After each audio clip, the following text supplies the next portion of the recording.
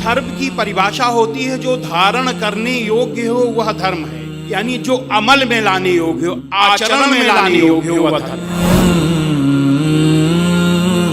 इस्लाम को अगर जानना है तो सबसे ज्यादा जरूरत है इस्लाम के अंतिम पैगंबर हजरत मोहम्मद सल्लल्लाहु अलैहि वसल्लम की कथनी और करनी जानने की। अगर वो जान लिया तो इस्लाम पूरा जान लिया। अब कहीं बम विस्फोट होता है, निर्दोष मारे जाते हैं, हम ये कहेंगे इसके लिए इस्लाम जिम्मेदार नहीं है, इसके लिए कुरान जिम्मेदार नहीं है, इसके लिए वो व्यक्ति जिम्मेदार है जिसने ऐसा किया। कुरान का तो ये आदेश है कि जिस किसी ने एक निर्दोष को मारा तो सारे इंसानों का कत्ल कर दिया। ये है कुरान की मनसा वाचा कर्मणा अहिंसा। इसीलिए हम कहते हैं इस्लाम लड़ाई का मजहब नहीं है, इस्लाम बदले का मजहब नहीं है, इस्लाम दिल जीतने का मजहब है।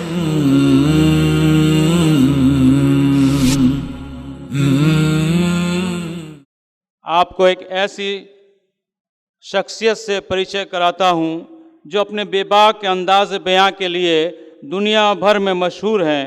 इनका ताल्लुक़ कानपुर के एक ब्राह्मण परिवार से है।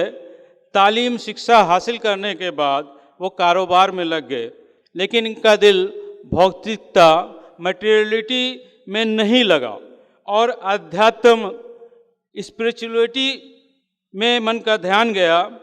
इस्लाम फोबिया का असर इन पर काफ़ी हुआ, माफ़ कीजिएगा, यानी इस्लाम दुश्मनी के प्रचार से प्रभावित होकर इन्होंने इस्लामिक आतंकवाद का इतिहास नाम की एक किताब लिखी, जिसके बाद इस्लाम दुश्मन अनासिर या कहिए इस्लाम दुश्मन तत्वों ने इनको और इनकी किताब को हाथों हाथ लिया। इनका खूब प्रचार और प्रसार किया जाता रहा, प्रोग्राम कराए जाने लगे और इनकी किताब का अंग्रेजी अनुवाद भी the history of Islamic terrorism के नाम से कराया गया। फिर ईश्वर ने इनको हिदायत दी और सही रास्ता दिखाया। इन्होंने कुरान और हदीस का स्टडी किया तो सच्चाई और हकीकत इन पर वाज़ा हो गई। सत्य का इनको ज्ञान हुआ। इन्होंने अपने पहले लिखे किताब के लिए दुख जाहिर किया और कहिए कि इसको कंपनसेट करने के लिए एक दूसरी किताब लिखी, इस्लाम आतंक या आदर्श। ये किताब हमारे लाइब्रेरी में भी और बाहर काउंटर में भी मौजूद है, अगर कोई पढ़ना चाहेंगे तो वहाँ से वो ले सकते हैं। फिर क्या हुआ कि फिर वो सारे लोग जो इनकी मदद कर रहे थे अपनी मदद बंद कर दी और हाथ खींच लिया। लेकिन तंगिए दस्ते दामा होते हुए भी, यानी संसाधनों की कमी के बाद भी ये सच्चाई की खिदमत करते रहे और अपने बेबाक अंदाज में लोगों को सच्चाई बताते रहे। आज हम भी जानना चाहेंगे कि वो क्या बात थी जिसने इनकी ज़िंदगी में ये परिवर्तन लाया।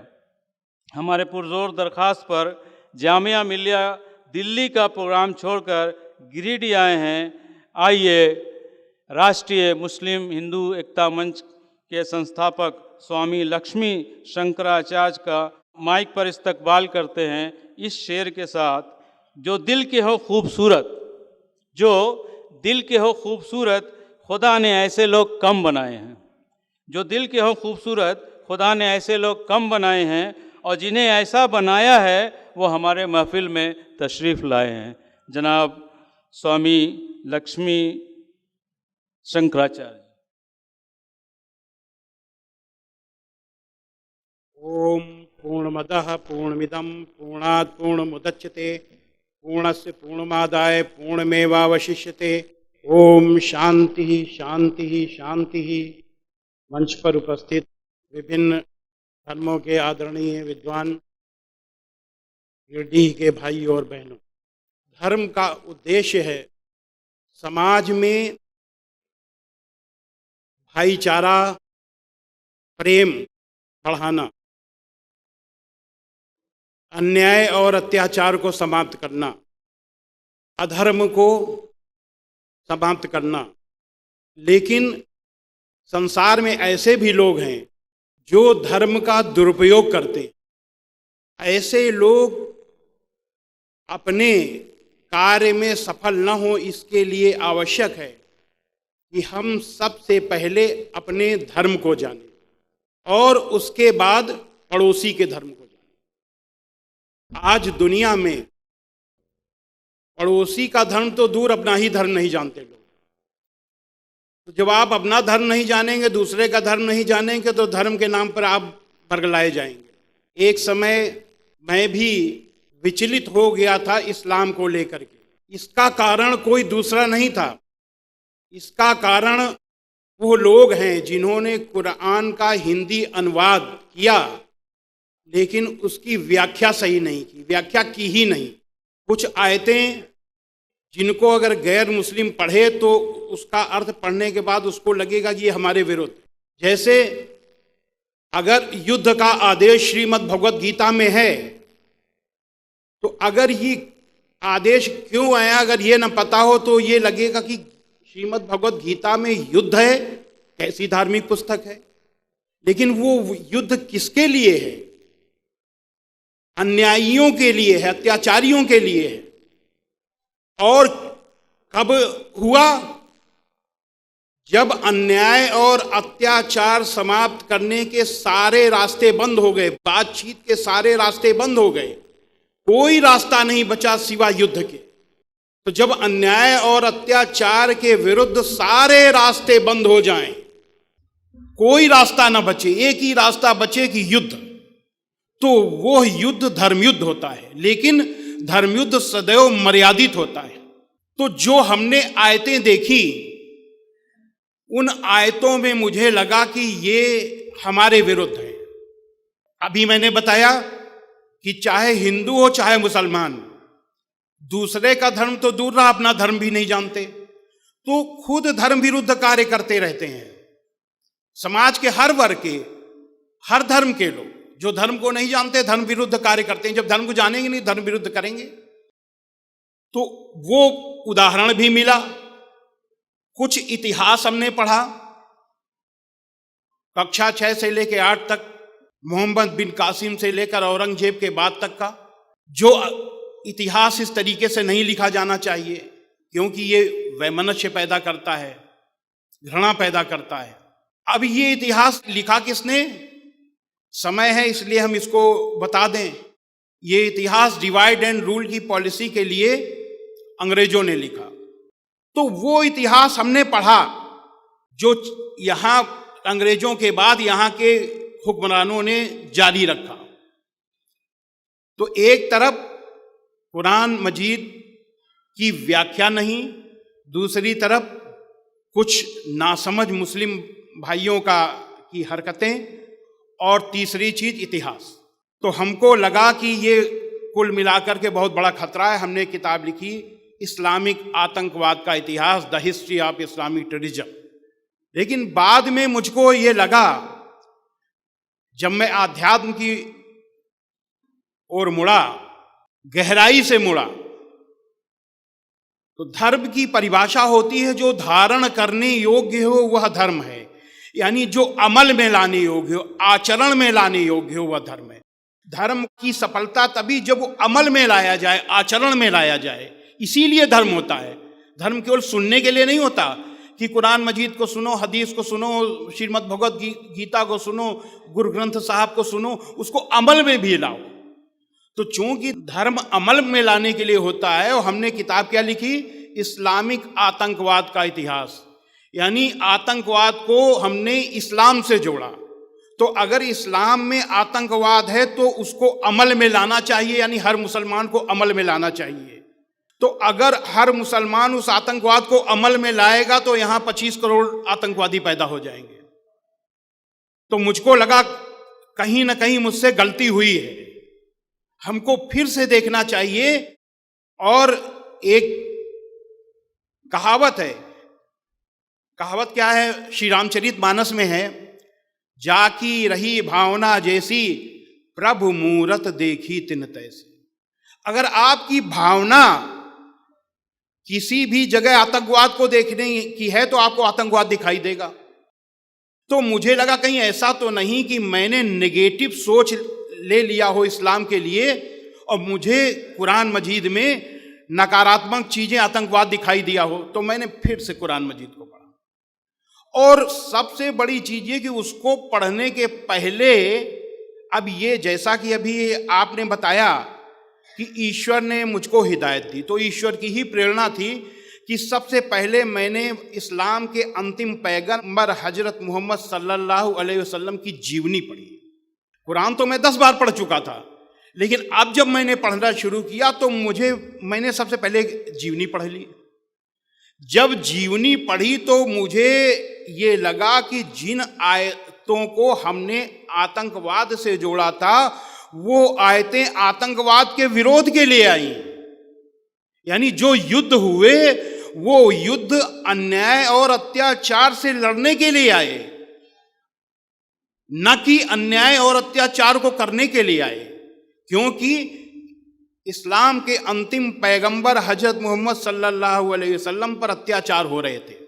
जब आप मक्का में दुनिया का सबसे बड़ा सत्य, यूनिवर्सल ट्रुथ, ला इलाहा इल्लल्लाह, परमेश्वर के सिवा कोई पूज्य नहीं है, ये बता रहे थे, तो मक्का के आपके ही कबीले के लोग, कुरैश कबीले के लोग सबसे बड़े विरोधी हो गए और आपको तरह तरह से सताने लगे। आपके अनुयायियों को भूखा प्यासा नंगा अरब की तपती रेत पर लिटाया गया और ये भयानक अत्याचार 1 साल 2 साल 3 साल नहीं, लगातार 13 सालों तक चलता रहा। लेकिन धन्य है हजरत मोहम्मद सल्लल्लाहु अलैहि वसल्लम, जिन्होंने अपने अनुयायियों से कहा सब्र करो, सब्र करने वालों के साथ अल्लाह है।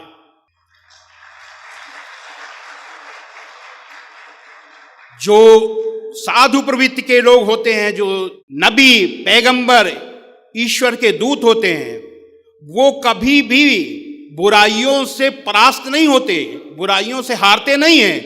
समय को अनुकूल देखकर कुछ समय के लिए बुराई से दूर हो जाते हैं और जब समय अनुकूल होता है तो फिर उस बुराई को समाप्त करते हैं। तब जब हजरत मोहम्मद सल्लल्लाहु अलैहि वसल्लम ने देखा कि मक्का में अभी समय अनुकूल नहीं है, तो आप मक्का से मदीना चले गए। लेकिन शैतान तो शैतान, आपका पीछा वहां भी शैतानों ने नहीं छोड़ा। आपने एक संधि की, समझौता किया, और समझौता अपनी शर्त पर नहीं उनकी शर्त पर किया। जितनी उन्होंने शर्तें ला दी सारी की सारी शर्तें मान ली, इसलिए मान ली कि शांति स्थापित हो जाए। 13 साल तक लगातार अत्याचार अन्याय सहने के बाद किसके लिए सहा? केवल इस बात के लिए कि ईश्वर के सिवा कोई पूज्य नहीं है। केवल इस वाक के लिए आपने 13 साल अत्याचार आपके अनुयायियों ने सहा। तो जब मदीना चले गए तो मदीना में भी जब शुरू हुआ वही षड्यंत्र, तो समझौता किया, उनकी शर्तों पर समझौता किया। समझौता करने के बाद भी उन्होंने समझौता तोड़ दिया और फिर लड़ाई की तैयारी, फिर वही षड्यंत्र शुरू हो गए। तब कुरान मजीद में अल्लाह का, ईश्वर का आदेश आया हजरत मोहम्मद सल्लल्लाहु अलैहि वसल्लम पर। कुरान मजीद के सूरा 22 आयत नंबर 39 में, जिन मुसलमानों से खामखा लड़ाई की जाती है उनको इजाजत है कि वे भी लड़ें, क्योंकि उनके साथ जुल्म हो रहा है।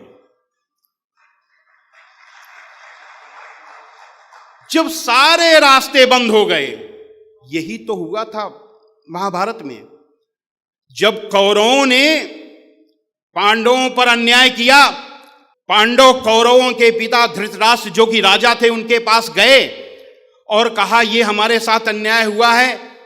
तो उनको अपने बच्चे का मोह था, धृतराष्ट्र को। उन्होंने सोचा मेरा बच्चा है, मैं इनकी बात क्यों सुनूं। उन्होंने कहा आप लोग जानो, दुर्योधन जाने। कहे नहीं, आप अगर चाहिए तो, आप अगर राजा हैं, अगर आप निर्णय दे देंगे तो ये लड़ाई बच जाएगी। नहीं नहीं नहीं, आप दुर्योधन से बात करो, उन्हीं से बात करो। वो लोग चले आए। श्री कृष्ण जी ने कहा कि चलो एक बार हम लोग दुर्योधन के पास भी चलते हैं। दुर्योधन कौरवों के सबसे बड़े भाई थे और राज्य के उत्तराधिकारी थे, शहजादे थे।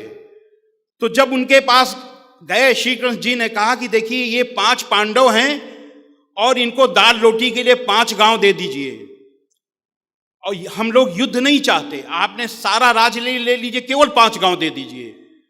तो दुर्योधन ने कहा, सुई की नोक के बराबर भी अगर आपको जमीन चाहिए तो युद्ध करना पड़ेगा, जंग लड़नी पड़ेगी। तो जब कोई रास्ता नहीं बचा, बातचीत के सारे रास्ते बंद हो गए, तब दोनों सेनाएं खड़ी हुई आमने सामने। आमने सामने जब खड़ी हुई, अर्जुन ने देखा कि हमारे सामने हमारे ही चचेरे भाई, हमारे दादे चाचे, हमारे गुरु सब खड़े हैं जिनसे हमको एक राज्य के लिए लड़ना पड़ेगा। तो उन्होंने कहा कि राज्य मिले या न मिले हम भीख मांग लेंगे, लेकिन हम लड़ेंगे नहीं। उन्होंने तीर धनुष को रख दिया। जब उन्होंने रख दिया तो ईश्वर का आदेश आया, जैसे कि मक्का में हजरत मोहम्मद सल्लल्लाहु अलैहि वसल्लम के ऊपर आया था, यदृच्छया चोपन्नम स्वर्ग द्वारम पावृतम सुखना क्षत्रिया पात लभंते युद्ध मीदृशम।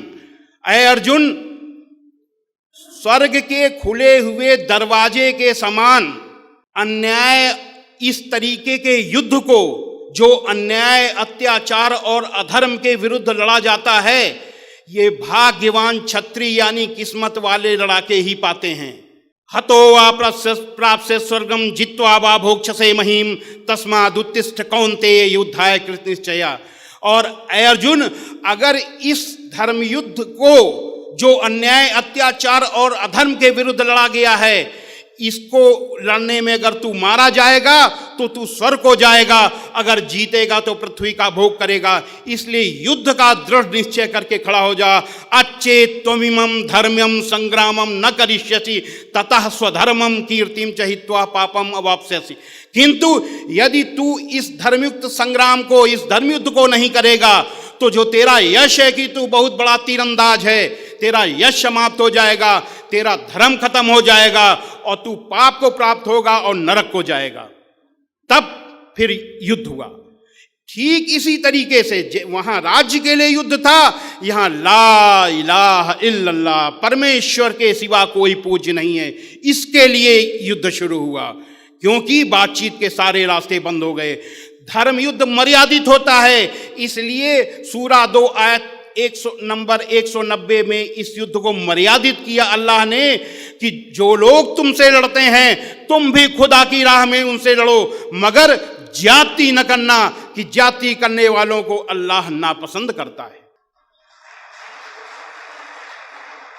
इसीलिए हजरत मोहम्मद सल्लल्लाहु अलैहि वसल्लम ने मदीने के 10 साल के प्रवास में जितनी भी लड़ाइयाँ लड़ी, बड़ी लड़ाई को बचाने के लिए छोटी छोटी लड़ाइयाँ लड़ी। ये नहीं कि और जैसे वहाँ लड़ाई अधर्म के लिए, अधर्म को समाप्त करने के, ऐसे ही अधर्म को समाप्त करने, अन्याय अत्याचार को समाप्त करने, बड़ी लड़ाई को रोकने के लिए, शांति की स्थापना के लिए, अशांति के रोकने के लिए, एक बड़ी हिंसा को रोकने के लिए छोटी हिंसा की गई। और बड़ी हिंसा को जब रोकने के लिए छोटी हिंसा की जाती है तो वो अहिंसा होती है, हिंसा नहीं होती। तो जब वो उस लड़ाई में मुसलमानों की तरफ से केवल 259 लोग और गैर मुसलमानों की तरफ से 759 लोग, इधर से 259 लोग शहीद हुए और 759 लोग उधर मारे गए। यानी कुल मिला करके 1018 लोगों की जान गई, केवल 1018। 10 साल में जितनी भी लड़ाइयां हुई, केवल इतना ये मर्यादित युद्ध था। अब जब हमने ये देखा कि ये है जिहाद, जिहाद की परिभाषा हमें अपने आप मालूम हो गई आपकी जीवनी पढ़ने के बाद, कि अन्याय, अत्याचार और आतंकवाद को रोकने के लिए जब सारे प्रयास विफल हो जाएं, तो जो अंतिम प्रयास युद्ध का होता है वो जिहाद का युद्ध होता है। जिहाद में केवल युद्ध नहीं है, जिहाद का मतलब है कि अन्याय अत्याचार के विरुद्ध कोई भी प्रयास करो, किसी भी तरीके का प्रयास, वो जिहाद है। लेकिन अगर युद्ध कर रहे हैं तो ये युद्ध है, और ये श्रीमद् भगवद गीता में के आदेश के एकदम अनुकूल है। तब मुझे लगा कि मुझसे बहुत बड़ी गलती हो गई, चूंकि पूरे देश में मैंने जिहाद के विरुद्ध बोला है, इसलिए मेरा ही कर्तव्य बनता है कि हम अपनी बात को सही करें। इसके लिए हमने गहराई से इस्लाम का अध्ययन किया, सनातन वैदिक धर्म के बारे में हम सब जानते थे, और हमने ये तय किया कि हम लोगों को बताएंगे। क्यों? आप जरा सोचिए कि इस देश में 25 करोड़ मुसलमान हैं और 1 अरब 7 करोड़ के लगभग हिंदू हैं। अगर इनमें अगर इस तरीके से वैमनस्य फैल जाए और ये आतंकवादी बन जाएं या दूसरा इनसे नफरत करने लगे इस देश का बहुसंख्यक समुदाय और ये झगड़ा शुरू हो जाए, तो हमारा चलना फिरना उठना बैठना सब कुछ ठप हो जाएगा। ये देश ठहर जाएगा, ये देश बर्बाद हो जाएगा। ये मैंने सोचा तो मुझे लगा कि श्रीमद् भगवत गीता, श्री रामचरितमानस, इस पर बोलने वाले बहुत लोग हैं। किसी को इस हिंदू मुस्लिम एकता पर भी बोलना चाहिए। मैंने एक संगठन बनाया, हिंदू मुस्लिम जन एकता मंच, और इस तरीके की बातें मैंने शुरू की। आग में पानी डालना शुरू किया हमने, जिसकी आज इस देश में सबसे बड़ी आवश्यकता है। थोड़ा सा अब हम ये बताएं कि इस्लाम के बारे में भी हमने बताया कि अपना धर्म जानिए, पड़ोसी का धर्म जानिए। इस्लाम के बारे में, इस्लाम को अगर जानना है तो सबसे ज्यादा जरूरत है इस्लाम के अंतिम पैगंबर हजरत मोहम्मद सल्लल्लाहु अलैहि वसल्लम की कथनी और करनी जानने की। अगर वो जान लिया तो इस्लाम पूरा जान लिया। बिना आपके बारे में जाने हुए इस्लाम को कोई समझ ही नहीं सकता। तो आपने अपने जीवन में किया क्या? श्रीमद् भगवत गीता के अध्याय 3 का 21वां श्लोक है, यद्यदा चरति श्रेष्ठस्तद देवे तरो जना सा यत् प्रमाणम कुरुते लोकस तदनु वर्तते। श्रेष्ठ पुरुष, ईश्वर के दूत जैसा जैसा आचरण करते हैं, अमल करते हैं, दुनिया के लोग भी उसको देखकर वैसा वैसा ही आचरण करते हैं। वो जिस रास्ते पर चल पड़ते हैं समस्त मनुष्य समुदाय उसी रास्ते को अपना लेता है। हजरत मोहम्मद सल्लल्लाहु अलैहि वसल्लम ऐसे ही श्रेष्ठ पुरुष थे। आपने सबसे पहले 2 अच्छाइयों को अपनाया, सत्य और अहिंसा। जब मैं इस्लाम के विरुद्ध बोलता था तो मैं कहता था इस्लाम की डिक्शनरी में अहिंसा नाम का शब्द है ही नहीं, क्योंकि हमने उसी हिसाब से पढ़ा था। लेकिन इस्लाम की डिक्शनरी में अहिंसा भी है, सत्य भी। हमने बताया आपको कि ला इलाहा इल्लल्लाह। इस सत्य को देखने का तरीका भी है। इस सत्य को देखने का तरीका कुरान में बताया है। हम मुसलमान भाइयों को बताना चाहते हैं कि कुरान मजीद के सूरा नंबर 3 आयत नंबर 191 में दिया हुआ है कि जो खड़े और बैठे और लेटे हर हाल में अल्लाह को याद करते हैं और आसमानों और जमीन की पैदाइश पर गौर करते हैं, वे अपने आप कह उठते हैं, ऐ मेरे परवरदिगार, तूने व्यर्थ नहीं बनाया इसे, महान है तू ही मुझे नरक के कष्टों से बचा। अब ईश्वर की महानता देखने की कसौटी बताई है जो कुरान ने, वो हम उस कसौटी पर हम देखेंगे। क्या उसको देखने के बाद हम ये कह उठते हैं, ऐ ईश्वर महान है तू, यानी जिसको मुसलमान भाई कहते हैं अल्लाह अकबर। अगर हम उसको सुनने के बाद, देखने के बाद ये कह उठे तो समझिए ये कसौटी देखने लायक है। ये जो ब्रह्मांड है, ब्रह्मांड को देखना है। ये ब्रह्मांड क्या है? ये जो हमारा तारा है, सूरज है, ये एक तारा है, इसको तारा कहते हैं। और जो हमारी गैलेक्सी है जिसमें ये सूरज है, जिसको आकाश गंगा कहते हैं, या उसका नाम आकाश गंगा है, उस गैलेक्सी का एक ये तारा है।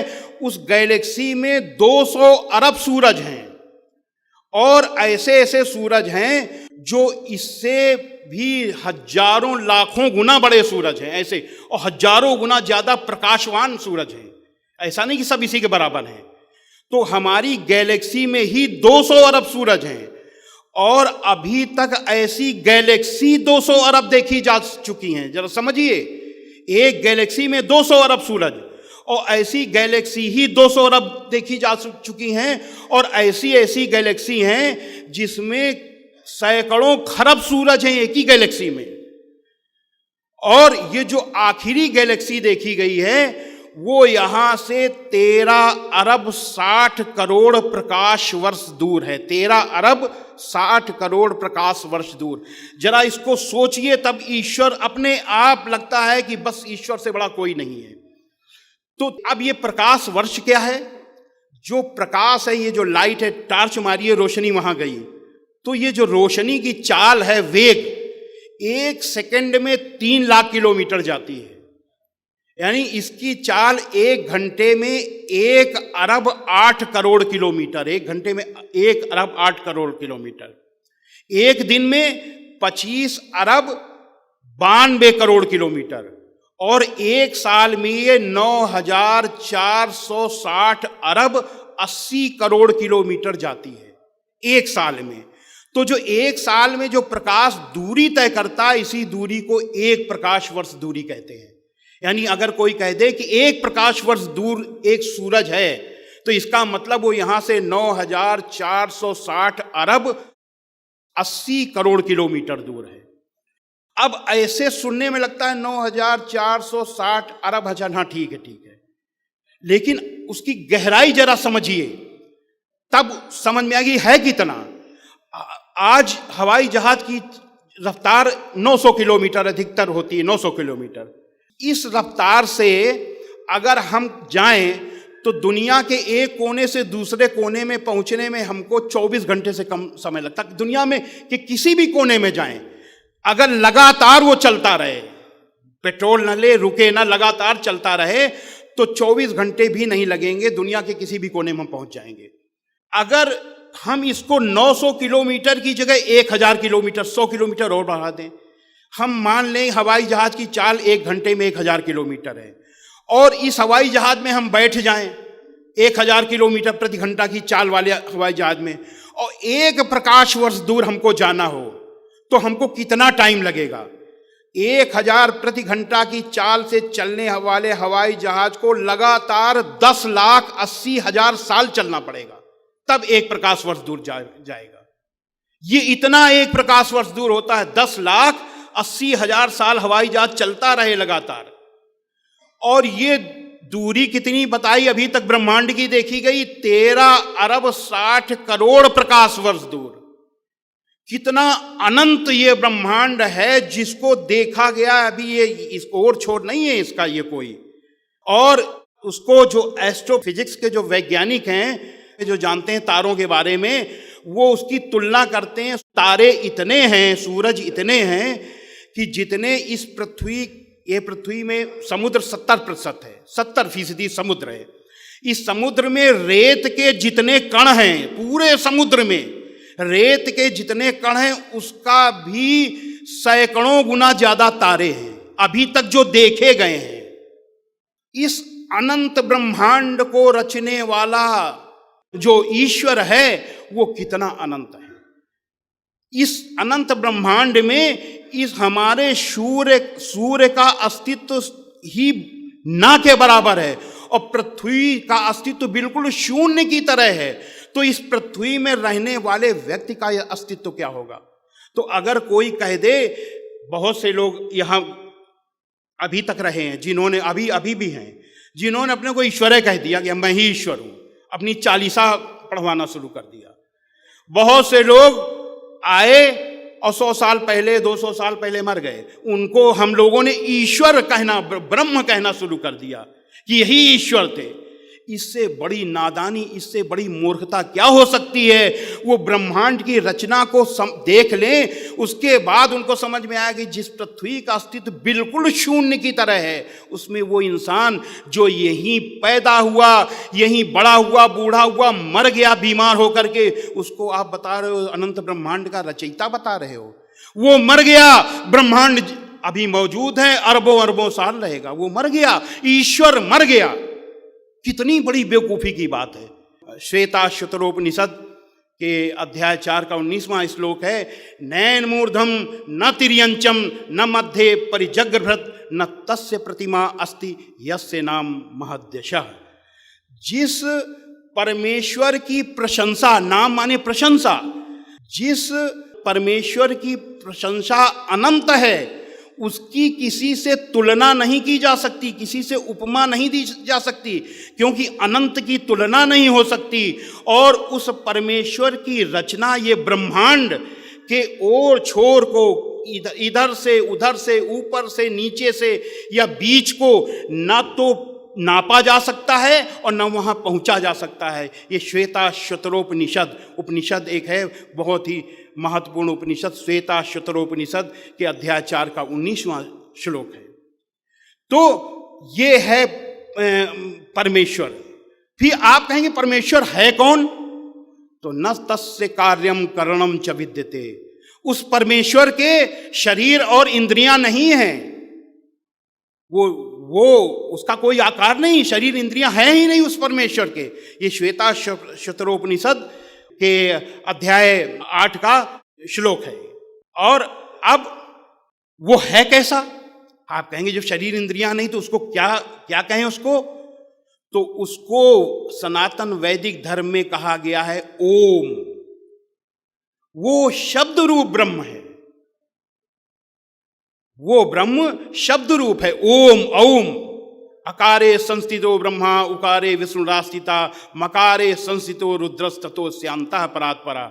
वो परमेश्वर अकारे संस्थितो ब्रह्मा के रूप में सृष्टि की रचना करता है, ब्रह्मांड की रचना करता है। उकारे विष्णुरास्थिता, उकार के रूप में वो पालनहार है, सारे ब्रह्मांड को चलाता है। मकारे संस्थितो रुद्रस, और मकार के रूप में वो इस ब्रह्मांड में प्रलय लाता है। औम, इसीलिए उसको औम कहा गया है। तो ये है परमेश्वर, ये है दुनिया का सत्य, जिसको आप जो है मुसलमान भाई अल्लाह कहते हैं, एक ओंकार कहा गया है। तो ये है परमेश्वर, ये परमेश्वर का सत्य है। इस सत्य की पैरोकारी हजरत मोहम्मद सल्लल्लाहु अलैहि वसल्लम ने दुनिया में की। अब आया अहिंसा। मैंने बताया था कि मैं सोचता था कि अहिंसा नाम का शब्द ही नहीं है, और बहुत से हिंदू मुस्लिम भाई जो है गैर हिंदू समझते होंगे अहिंसा कहाँ है इस्लाम में। अब अहिंसा का मतलब है व्यवहारिक अहिंसा। अब व्यवहारिक अहिंसा नहीं कि एक गाल में कोई तमाचा मारे तो कहा जाता है दूसरा गाल बढ़ा दो। सुनने में बहुत अच्छा है, ये सिद्धांत में बहुत अच्छा है, अरे वाह कितनी अच्छी बात है कि एक गाल में तमाचा मारे दूसरा गाल बढ़ा दो, इससे बढ़िया इंसान तो कोई है नहीं। लेकिन व्यवहार में ये हिंसा को बढ़ाने वाला है, ये अहिंसा नहीं, ये हिंसा को बढ़ाता है। एक तमाचा अगर खाओगे दूसरा गाल बढ़ाओगे तो जो दुष्ट है वो दूसरे में गाल में तमाचा ही नहीं मारेगा, घिरा के मारेगा फिर कि ये तो लतखोर है। और अगर एक तमाचा मारे तो व्यवहारिक अहिंसा ये है कि उससे कहिए भैया आपने क्यों मारा हमें, उससे सवाल जवाब करिए, उसके बाद भी अगर मारने आता है तो उसका हाथ पकड़ लो। ये है व्यवहारिक अहिंसा, उसको मारने मत दो। ये इसको व्यवहारिक अहिंसा कहते हैं। व्यवहारिक अहिंसा तो ऐसा थोड़ी है कि पाकिस्तान हमला कर दे तो जो है आप लोग कहें नहीं हम मारेंगे नहीं, हिंसा हो जाएगी तो क्या है वो पूरा हिंदुस्तान में कब्जा हो जाएगा। वो जो हिंसा होती है वो अहिंसा ही है, क्योंकि उससे बड़ी हिंसा रुकती है उससे। तो ये जो अहिंसा होती है मनसा वाचा कर्मणा, सनातन वैदिक धर्म, मन से, वचन से, कर्म से किसी को किसी भी तरीके की तकलीफ न पहुंचाना, अपनी तरफ से ये प्रयास करना। तो ये मनसा वाचा कर्मणा अहिंसा कुरान मजीद में मौजूद है। कुरान मजीद के सूरा 28 आयत नंबर 83 में है, अल्लाह वादा करता है लोगों से, मैं परलोक का घर सबसे पहले विशेषकर खास तौर से उन लोगों को दूंगा जो धरती में जुल्म और फसाद करने का इरादा नहीं रखते, मन में सोचते तक नहीं। उनको अल्लाह कह रहा है कि परलोक का घर, जन्नत का घर सबसे पहले देंगे, यानी उनको सबसे पहले मुक्ति देंगे। जो सोचते तक नहीं किसी को तकलीफ पहुंचाने के, धरती में जुल्म और फसाद का इरादा तक नहीं रखते। अब कुरान मजीद तो का आदेश ये है, कोई अगर उसके बाद करे तो कुरान मजीद का कोई दोष नहीं। ग्वाला अगर गाय दूध दे, ग्वाला पानी मिला दे तो गाय को लाठी नहीं मारोगे जाके कि इसने जो पानी दूध दिया। गलती ग्वाला की, गाय की नहीं है। कुरान मजीद ने ये बताया। उसके बाद अगर कोई इसके विपरीत जाता है तो वो जाने, उसका काम जाने। तो ये मन से हिंसा। अब वचन से हिंसा कुरान मजीद के सूरा 41 आयत नंबर 34 में है, भलाई और बुराई बराबर नहीं हो सकती, तो लोगों की सख्त बातों का ऐसे तरीके से जवाब दो जो बहुत अच्छा हो। ऐसा करने से तुम देखोगे कि जिसमें और तुम में पहले दुश्मनी थी, अब वो तुम्हारा गहरा दोस्त है। कितनी अच्छी बात। मुसलमानों के लिए अल्लाह का हुक्म है कि अगर मुसलमान से कोई भी गैर मुसलमान या कोई मुसलमान यानी कोई इंसान अगर उससे बदतमीजी से बात करे, गाली दे, तो उसको गाली नहीं देना, बदतमीजी नहीं करनी, उसको इतने अच्छे तरीके से उस जवाब देना है कि वो दोस्त बन जाए। इसीलिए हम कहते हैं इस्लाम लड़ाई का मजहब नहीं है, इस्लाम बदले का मजहब नहीं है, इस्लाम दिल जीतने का मजहब है। मन से, वचन से, कर्म से सूरा 5 आयत नंबर 32, जिस किसी ने एक निर्दोष का कत्ल कर दिया तुम मानो उसने सारे इंसानों का कत्ल कर दिया, और जिस किसी ने एक निर्दोष को बचाया तो मानो उसने सारे इंसानों को जीवन प्रदान कर दिया। एक निर्दोष, अब कहीं बम विस्फोट होता है, निर्दोष मारे जाते हैं, अब वो कौन करता है इस पे हम ये कहेंगे इसके लिए इस्लाम जिम्मेदार नहीं है, इसके लिए कुरान जिम्मेदार नहीं है, इसके लिए वो व्यक्ति जिम्मेदार है जिसने ऐसा किया, वो जाने, उसका काम जाने। इसके लिए कुरान का तो ये आदेश है कि जिस किसी ने एक निर्दोष को मारा तो सारे इंसानों का कत्ल कर दिया। ये है कुरान की मनसा वाचा कर्मणा अहिंसा। अब ये तो 2 अच्छाइयों पर हजरत मोहम्मद सल्लल्लाहु अलैहि वसल्लम चलते थे, और जो 5 सबसे बुरी बुराइयां हैं जो इंसानियत की दुश्मन हैं, उनके विरुद्ध सदैव खुद अमल किया और लोगों को अमल करने के लिए प्रेरित किया। वो बुराइयां क्या हैं? काम, क्रोध, मद, लोभ, मोह, ये 5 बुराइयां। अब काम क्या है कि अपनी पत्नी को छोड़कर दुनिया की जितनी भी महिलाएं हैं उनको अपनी मां, बहन, बेटी समझना, ये काम का विरोध है। ब्रह्मचर्य, अब ब्रह्मचर्य का मतलब ये नहीं है कि शादी न करो, ब्रह्मचर्य का मतलब है, व्यवहारिक मतलब है कि अपनी पत्नी को छोड़कर दुनिया में और जितनी भी महिलाएं हैं उनको अपनी मां, बहन, बेटी समझना। अब देखिए कुरान में इसके लिए क्या आदेश है। कुरान के सूरा 24 आयत नंबर 30 में अल्लाह का आदेश है अपने पैगंबर हजरत मोहम्मद सल्लल्लाहु अलैहि वसल्लम के लिए, ऐ पैगंबर, मोमिनों यानी मुसलमानों से कह दो कि वे अपनी निगाहें नीची रखा करें और अपनी शर्मगाहों की हिफाजत करें। अब अभी तक तो ये हम जानते थे कि अगर कोई महिला मर्द को देखे, पराये मर्द को देखे तो निगाहें नीची कर ले, लेकिन कुरान ने हुक्म दिया महिला के लिए, यही हुक्म दिया और यही मर्द के लिए, पुरुष के लिए भी दिया कि जब पराई औरत देखो तो निगाह नीची करो और मर्यादा में रहो। उसके लिए कोई भी गलत चीज सोचो ना, तो उसको गलत निगाह से देखो और ना गलत सोचो। ये ब्रह्मचर्य का आदेश दिया। और सूरा 7 आयत नंबर 28 में अल्लाह बेहाई का हुक्म हरगिज नहीं देता। अब यहां देखें कि आपने इस विषय में कहा क्या, क्योंकि आप कहने के पहले यानी हजरत मोहम्मद सल्लल्लाहु अलैहि वसल्लम इस्लाम के अंतिम पैगंबर, कहने के पहले अपने अमल में लाते थे और तब बताते थे कि ये करिए। तो आपने क्या अमल किया कि आपने कहा तुम में से सबसे अच्छा आदमी वह है जिसका चरित्र सबसे अच्छा, जो चरित्रवान हो वही सबसे अच्छा आदमी है। यह काम, क्रोध, गुस्से का विरोध, ये इंसानियत के दुश्मन है, लड़ाई झगड़े के दुश्मन है। ये ऐसे दोष हैं जो इंसान को हैवान, शैतान बना देते हैं। अब क्रोध, गुस्से के बारे में कुरान का आदेश है सूरा 3 आयत नंबर 134 में, जो लोग तंगी और खुशहाली की हर हालत में अच्छे कामों के लिए खर्च करते हैं और गुस्से को रोकते हैं और लोगों की गलतियों को माफ करते हैं, तो अल्लाह ऐसे लोगों को पसंद करता है जो ऐसे अच्छे से अच्छा काम करते हैं। हजरत मोहम्मद सल्लल्लाहु अलैहि वसल्लम ने इस गुस्से को शांत करने का तरीका कैसे जाना?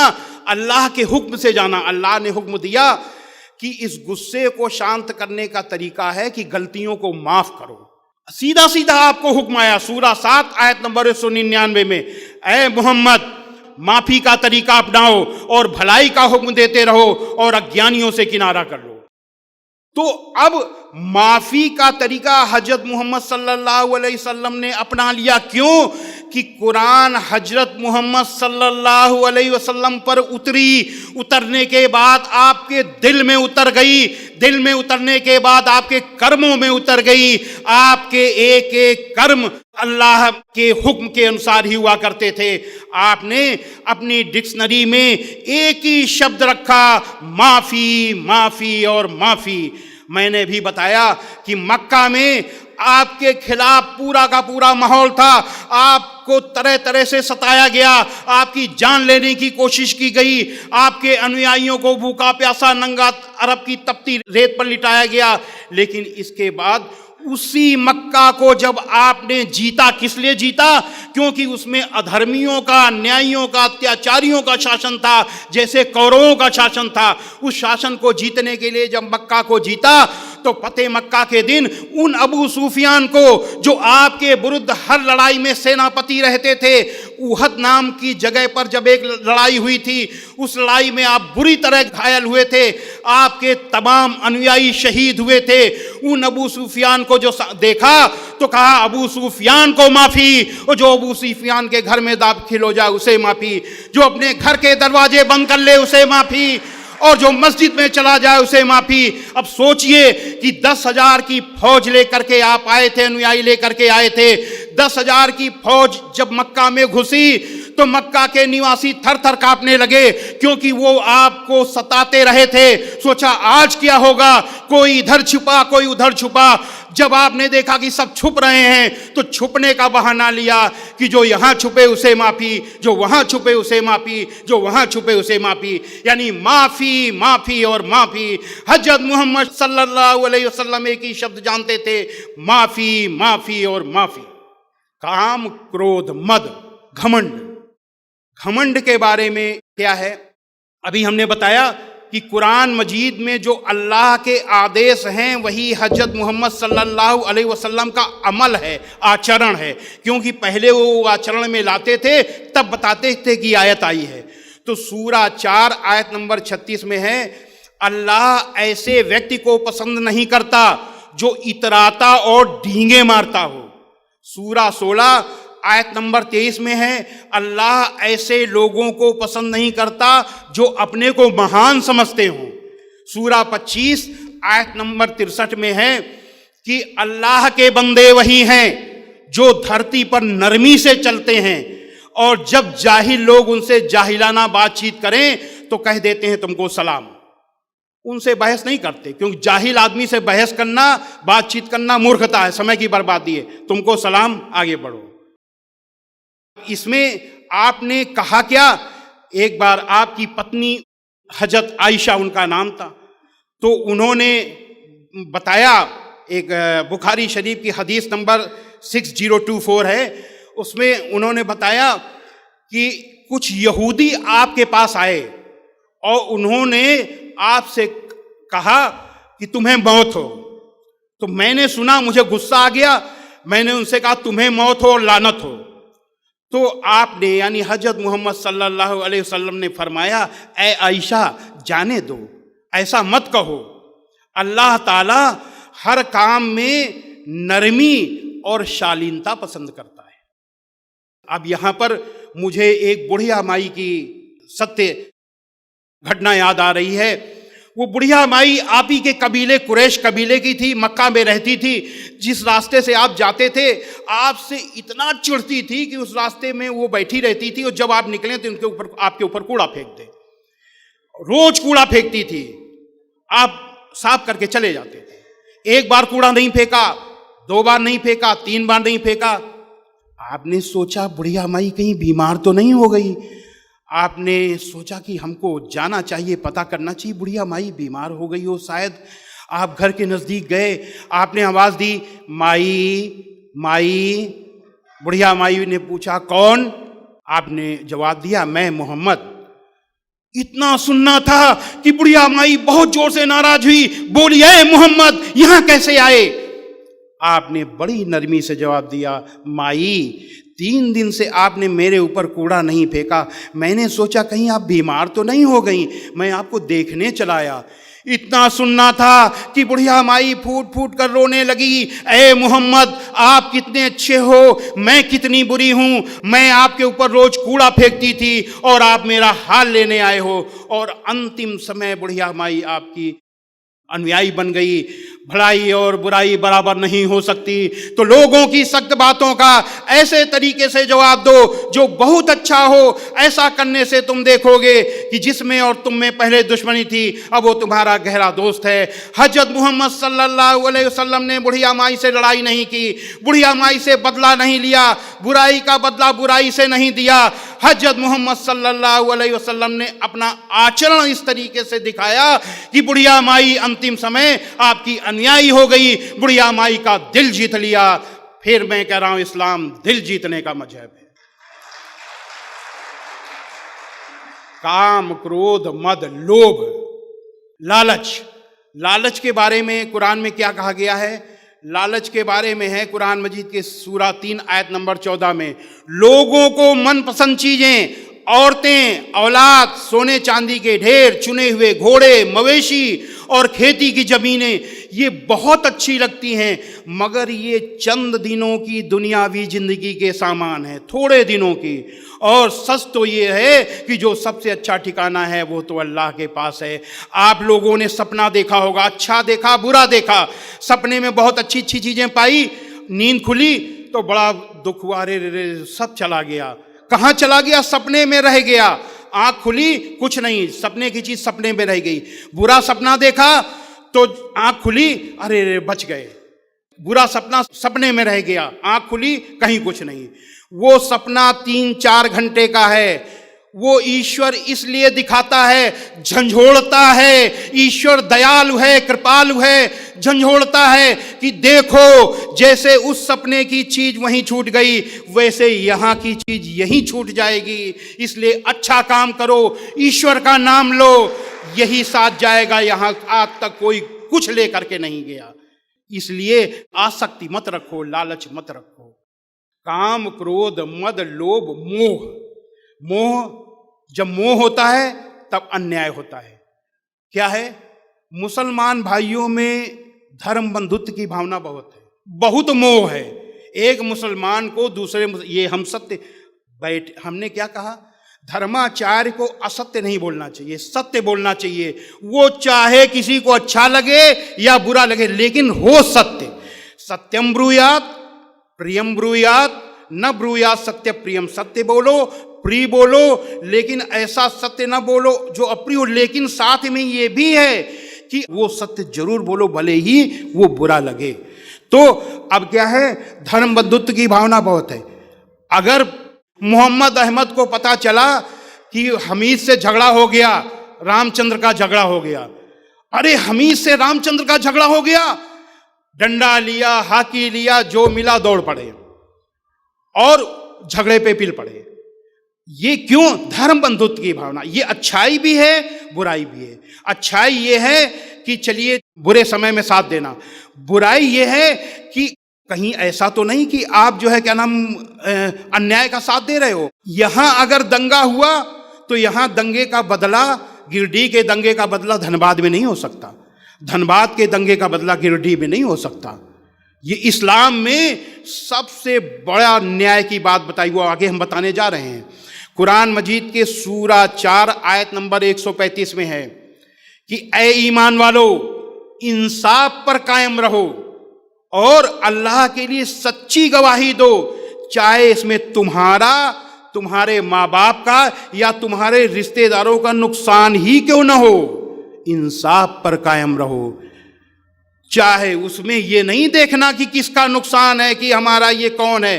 पहले इंसाफ देखो और इससे भी आगे बढ़ के बात है, सूरा 5 आयत नंबर 8 में है, ऐ ईमान वालो, अल्लाह के लिए इंसाफ की गवाही देने के लिए खड़े हो जाया करो, तो लोगों की दुश्मनी तुमको इस बात पर तैयार न करे कि इंसाफ छोड़ दो।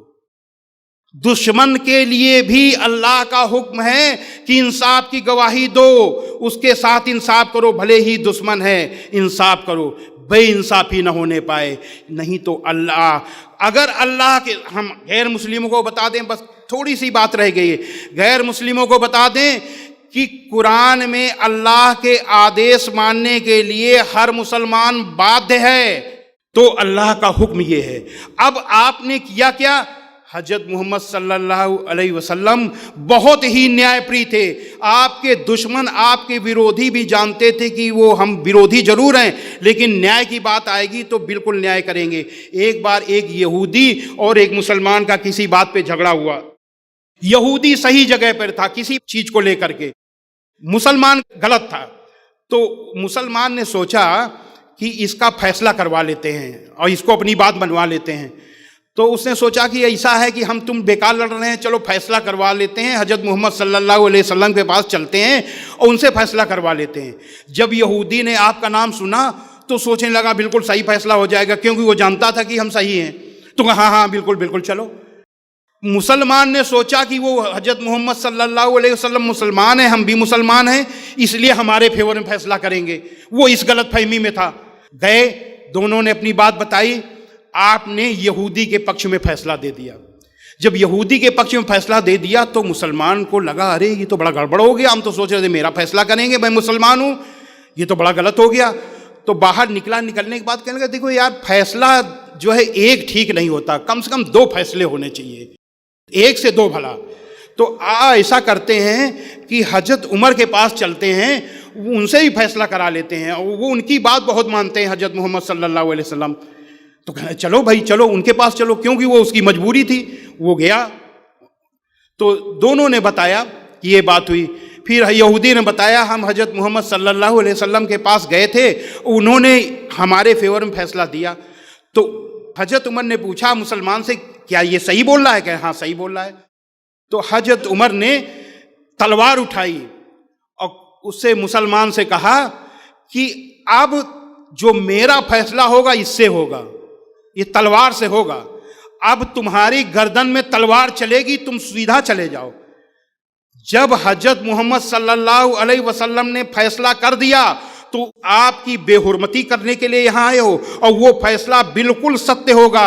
ये यहूदी अपनी सही जगह पे है, बस अल्लाह का खैर मनाओ कि तुम्हारी गर्दन में मेरी तलवार नहीं चली। ये अगर इसी तरीके का अगर फैसला लोग करें, लोग क्या क्या करते हैं, बहुत हम व्यवहार में आप सब देखते हैं, छोटे छोटे बच्चे लड़ जाते हैं, बिना देखे समझे बच्चों की माँ जो है पहले आपस में लड़ जाएंगी, पिता लड़ जाएंगे, दोनों में परिवार में दुश्मनी हो जाएगी, और उसके बाद 1-1 घंटे बाद देखो दोनों बच्चे खेल रहे हैं। क्यों? वो अबोध हैं, उनका दिल साफ है। आप ये सोचिए समझिए, लड़ाई झगड़े के पहले इसीलिए कहा जाता है कि अगर किसी को गुस्सा आए तो आप कभी भी उस समय जवाब न दीजिए, उस समय कभी भी जवाब न दीजिए, रुक जाइए, सोचिए कि कहिए कि हम 2 घंटे बाद इसका जवाब देंगे। 2 घंटे बाद आपको गुस्सा शांत हो जाएगा और उसका परिणाम भी समझ में आ जाएगा। लोग मुंह से बोल देते हैं फिर जिंदगी भर पछताते हैं। धनुष से निकला हुआ तीर और मुंह से निकला हुआ शब्द वापस नहीं आता। जिसके वो शब्द चुभ गया वो पूरी जिंदगी आप सुधार नहीं सकते। तो उस समय कभी भी रिएक्शन न दीजिए, रुक करके दीजिए, बोलिए, रुक करके उसकी प्रतिक्रिया करिए। इससे झगड़ा भी बचता है और आपकी सज्जनता भी इससे समझ में आती है, आप दिल भी जीतते हैं। तो अंत में हम यही कहेंगे कि हजरत मोहम्मद सल्लल्लाहु अलैहि वसल्लम दुनिया के सबसे अच्छे इंसान थे। ऐसा अच्छा इंसान न तो कभी पैदा हुआ है और न कभी पैदा होगा, न भूतो न भविष्यति। ओम शांति ही शांति ही शांति ही।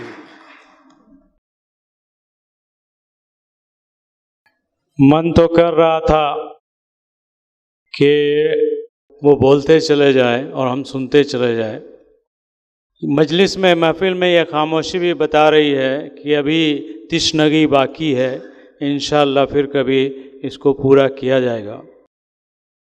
बहुत ही जामे लफ्ज़ों में, जुमलों में इस्लाम और हिंदुज़म के बारे में आशीर्वाद के रूप में स्वामी जी हम लोगों से मुखातिब थे और इनकी जानकारी ख़ासकर विज्ञान के विषय में, इस्लाम पे तो इनका अबूर है, लेकिन विज्ञान के बारे में सुन के मैं विज्ञान का छात्र होते हुए भी मेरा दिमाग हिल रहा था। बहुत ही अच्छी बात बहुत कम समय में इन्होंने रखी।